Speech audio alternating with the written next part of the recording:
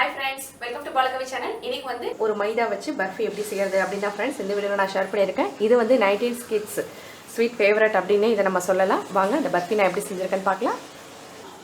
அரை கப் அளவு நெய் வந்து இன்னைக்கு நான் எடுத்துர்க்கேன். எந்த கப்ல மைதா சர்க்கரை எடுக்கறனோ அந்த கப்ல அரை கப் அளவு நெய் வந்து நல்லா ஹீட் ஆயிடுச்சு. இப்போ இந்த அரை கப் நெய்யில் ஒரு கப் அளவு மைதா மாவு நான் இதில் சேர்த்துக்கிறேன்.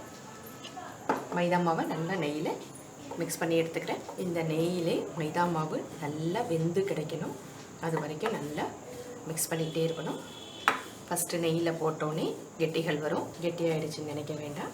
இது நெய்யில் அப்படியே நல்லா மெல்ட் ஆகி கிடைக்கும், அது வரைக்கும் மிக்ஸ் பண்ணிக்கிட்டே இருக்கணும். இந்த நான் சேர்த்துருக்கிற இந்த நெய்யிலே இந்த மாவு வறுபட்டு கிடைக்கும் போது நல்லா மெல்ட் ஆகி இலகி கொடுத்து நல்லா வெந்து கிடைக்கும். இதுக்கு வந்து நம்ம சர்க்கரை பாகை ரெடி பண்ண போகிறதில்ல, ரொம்ப சிம்பிளாக தான் இந்த ஸ்வீட் ரெடி பண்ண போகிறேன்.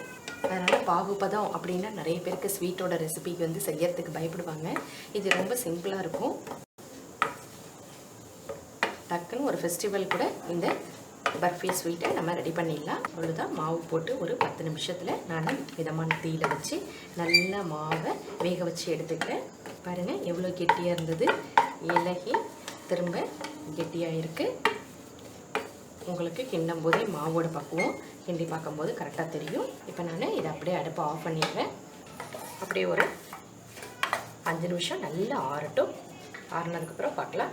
இப்போ நான் அடுப்புலேருந்து கீழே இறக்கி வச்சு ஆற வச்சிட்ருக்கேன். இப்போ எனக்கு நல்ல பர்ஃபி ஆறிடுச்சு. அதில் நான் எவ்வளோ கப்பளவு மைதா எடுத்துக்கிட்டனோ அதே கப்பளவு சர்க்கரையை பொடி பண்ணி எடுத்துக்கிட்டேன். இதை நான் நல்லா மிக்ஸ் பண்ணிக்கிறேன்.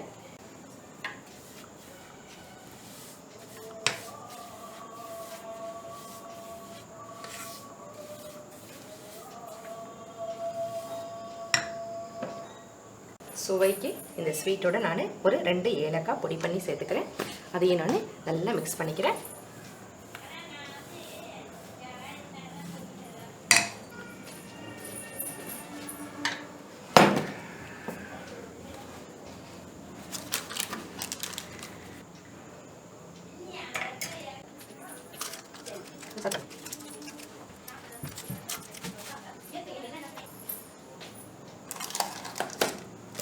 ஃப்ரிட்ஜில் ஒரு 10 நிமிஷம் வச்சு எடுத்துகிட்டு வரேன்.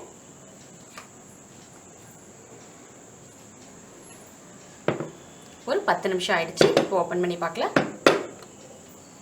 ஈஸியாக இருக்கும், அதுக்காக தான் நான் பட்டர் பேப்பர் போட்டிருந்தேன்.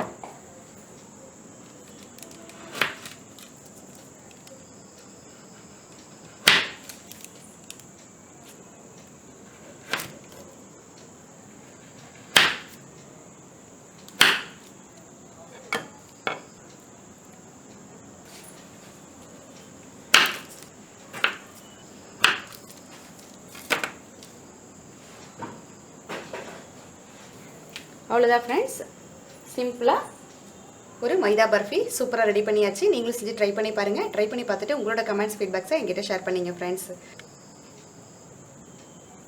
தேங்க்யூ ஃபார் வாட்சிங்.